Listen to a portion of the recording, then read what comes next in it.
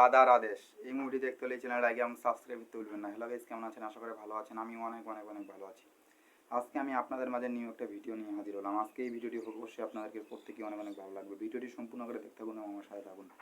চলুন বেশি কথা না বাড়িয়ে মূল কথা চলে যাওয়া যাক। দাদার আদেশ 2005 সালে মুক্তিপ্রাপ্ত রোমান্টিক চলচ্চিত্র মুভি।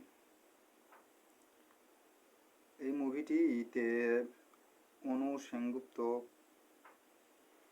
দ্বারা পরিচালিত প্রসেনজিৎ চ্যাটার্জি দ্বারা অভিনীত এই মুভিটিতে অভিনয় করেছিলেন প্রসেনজিৎ চ্যাটার্জি। আমাদেরকে দাদার আদেশ, দাদা নামক একটি শব্দ দিয়ে এই মুভিটি আমাদেরকে উপহার দিয়েছিলেন।